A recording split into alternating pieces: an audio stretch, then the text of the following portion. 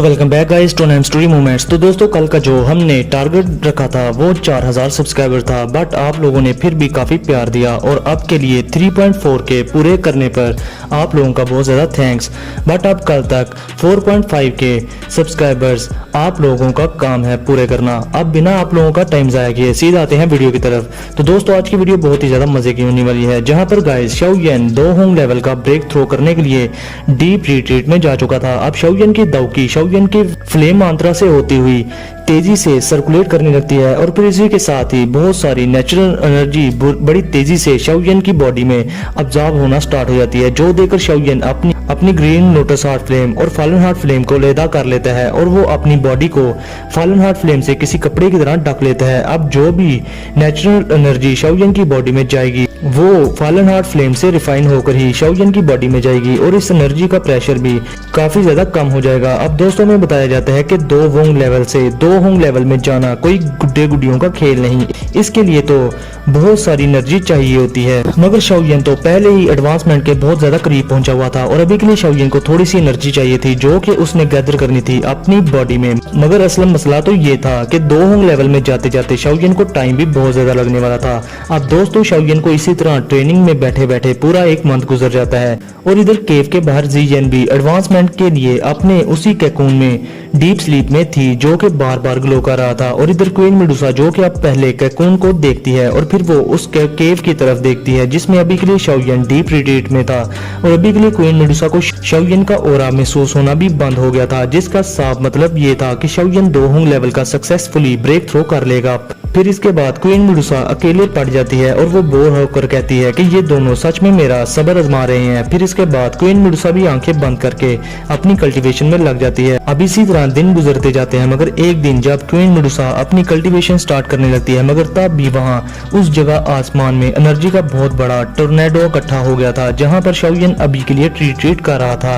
अब queen Medusa ये देखकर पूरी तरह शॉक्ड हो गई थी और वो हैरान होकर कहती है कि ये लड़का आखिर है क्या चीज, क्योंकि दोस्तों क्वीन मेडुसा इसलिए हैरान थी कि इस केव के ऊपर एनर्जी का बहुत बड़ा टोर्नेडो बन गया था जो कि बहुत तेजी से उस केव में अब्सॉर्ब हुए जा रहा था जहां पर शाओयन बैठा हुआ था। अब क्वीन मेडुसा कहती है कि आखिर इस लड़के को ब्रेक थ्रो के लिए इतनी ज्यादा एनर्जी की क्यों जरूरत है। अब ये सब देखकर क्वीन मेडुसा पूरी तरह से एब्सेंट माइंडेड हो जाती है। मगर दोस्तों दरअसल बात ये है कि क्वीन मेडुसा भी तो किसी टाइम में 2 होंग लेवल की वॉरियर थी और उसने भी तो 2 होंग का ब्रेक थ्रो किया होगा, मगर क्वीन मेडुसा को 2 होंग लेवल का ब्रेक थ्रो करते समय इतनी ज्यादा एनर्जी की जरूरत नहीं थी पड़ी जितनी शाओयन आसपास से धड़ाधड़ ऑब्जॉर्व किए जा रहा था। अब दोस्तों अभी के लिए ये जो एनर्जी ऑब्जॉर्व की जाती है ये की मेथड्स को रिफाइन करने के लिए भी होती है, बट शाओयन के केस में ये डिफरेंट था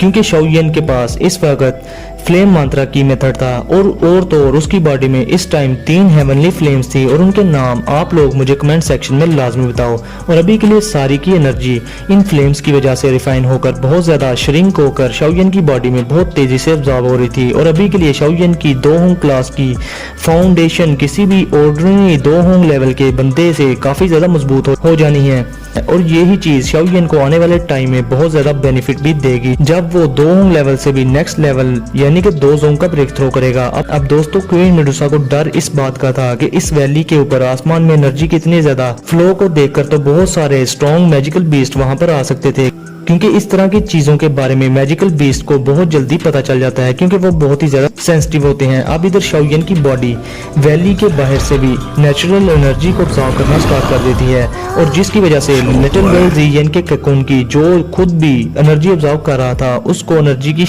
काफी ज्यादा किल्लत होने लगती है, मगर तब भी उसके कैकून से एक बड़ा ग्लो होता है और इधर आधी नेचुरल एनर्जी उसके कैकून में ऑब्जॉर्व होने लगती है जिसमें लिटिल गर्ल ज़ियन थी। अब दोस्तों देखने से ऐसे लग रहा था कि शाओयन और लिटिल गर्ल ज़ियन एनर्जी के लिए झगड़ा कर रहे हो, जिस पर क्वीन मेडुसा अपना सर पकड़कर बैठ जाती है और कहती है कि ये दोनों के बदमाश अपने लेवल के एडवांसमेंट के दौरान भी खामोशी से नहीं बैठ सकते और लड़ रहे हैं। अब ये सब देखकर क्वीन मेडुसा जल्दी से आसमान में आकर कुछ हैंड सील्स बनाती हैं और फिर वो अपनी बहुत सारी दाओकी का यूज करके एक बहुत बड़ी स्पेस सील बना लेती है जो पूरी वैली और इर्द गिर्द के जंगल को कवर कर लेती है। अब दोस्तों इस स्पेस सील की वजह से कोई भी उस जगह का पता इजीली नहीं लगा पाएगा, मगर इस स्पेस सील को बनाते बनाते क्वीन मेडुसा ऑलमोस्ट एग्जॉस्ट होने के करीब थी। अब स्पेस सील के बनाने का मतलब ये नहीं था कि क्वीन मेडुसा किसी से डरती है, बट अगर कोई भी मैजिकल बीस्ट यहाँ आकर क्वीन मेडुसा से फाइट करता है और इस बैटल की वजह से शाओयन या ज़ियन डिस्टर्ब हो जाते हैं तो इसके रिजल्ट्स बहुत ही ज्यादा डेंजरस भी हो सकते हैं।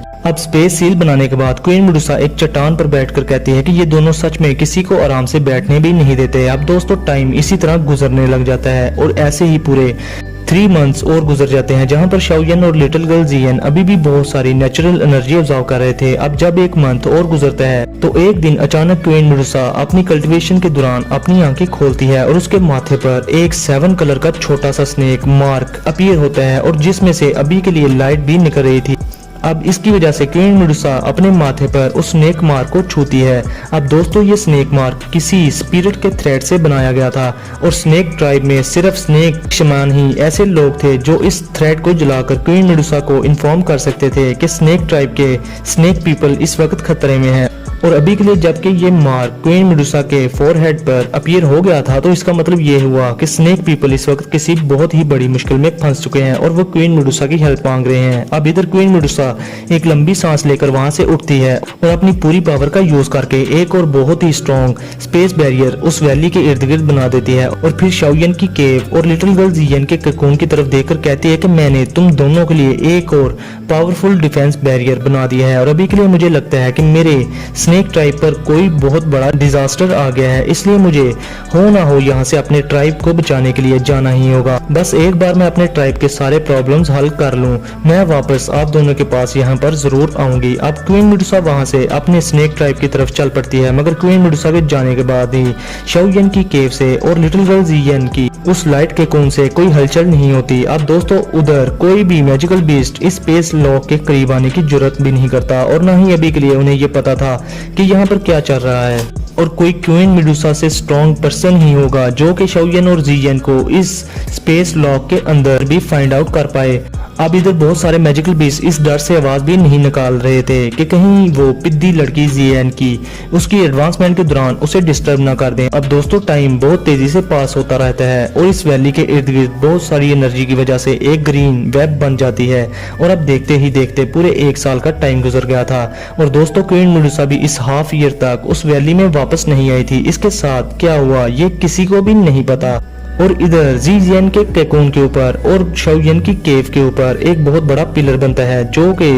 शाओयन की केव में चला जाता है और इधर ज़ियन के कैकून के ऊपर जो पिलर बना था वो ज़ियन के कैकून में चला जाता है और इधर फिर लिटिल गर्ल ज़ियन के कैकून पर अजीब तरह की सील्स बनना स्टार्ट हो जाती हैं और दूसरी तरफ शाओयन जिसकी आंखें ऑलमोस्ट पूरे 1 साल से बंद थीं वो यकदम खुल जाती हैं और अभी के लिए उसकी आंखों से थंडर बोल्ट्स की तरह एनर्जी बाहर आकर निकलती है जिससे इर्द गिर्द की चट्टानें टूट जाती हैं और जिस चट्टान पर शाओयन खुद बैठा था वो भी टूट जाती है और फिर उसका वो ऑरा जो कि 1 साल से शांत था वो किसी बिखरे हुए चीते की तरह दाढ़ मारकर आसमान में फैल जाता है। अब इधर शाओयन जिस रॉक पर बैठा था वो रेजा रेजा हो गई थी और अभी के लिए शाओयन हवा में था और वो अपने हाथों को लहरा कर कहता है तो ये है 2 होंग लेवल की एक्चुअल स्ट्रेंथ, क्योंकि दोस्तों अभी के लिए शाओयन ने 2 होंग लेवल का ब्रेक थ्रो कर लिया था और वो 2 होंग लेवल पर पहुंच चुका था और शाओयन अपनी बॉडी में किसी सुनामी से भी ज्यादा दाउकी को फील कर रहा था। अब दोस्तों शाओयन की स्पिरिचुअल स्ट्रेंथ भी काफी ज्यादा स्ट्रॉन्ग हो गई थी, इसलिए वो अपनी स्पिरिचुअल स्ट्रेंथ का यूज करते हुए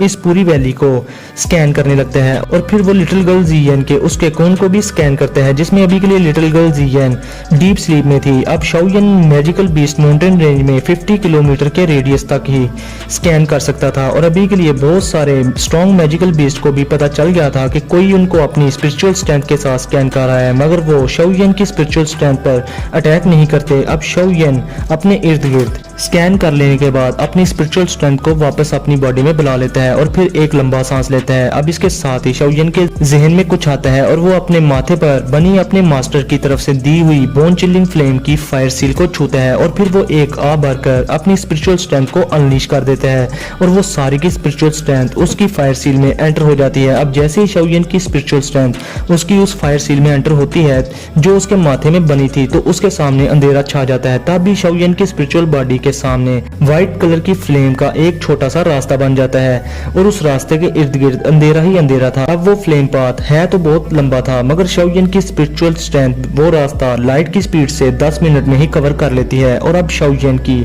स्पिरिचुअल स्ट्रेंथ के सामने एक फायर होल बनता है जिसमें वो एंटर हो जाता है। और अभी के लिए शाओयन की स्पिरिचुअल बॉडी एक बड़े हॉल में पहुंच चुकी थी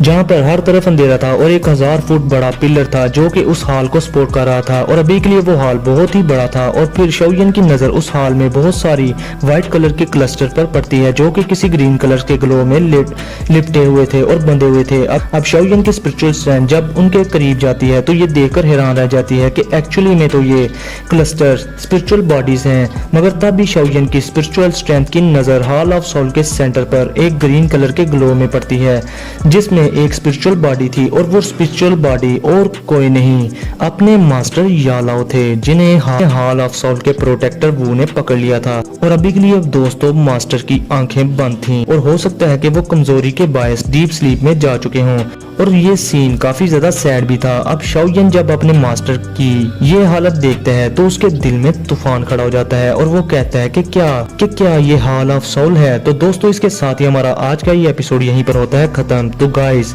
वीडियो को लाजमी लाइक करें। अगर आप लोग चाहते हैं कि मैं अगला एपिसोड जल्द से जल्द अपलोड कर दूं तो जल्द से जल्द कल तक 4.5K का टारगेट पूरा कर दो। मैं तो कहता हूं आप लोग 5K ही पूरे कर दो। तो दोस्तों फिर मिलते हैं आप लोगों से नेक्स्ट वीडियो में। तब तक के लिए अपना और अपने प्यारों का बहुत सारा ख्याल रखें।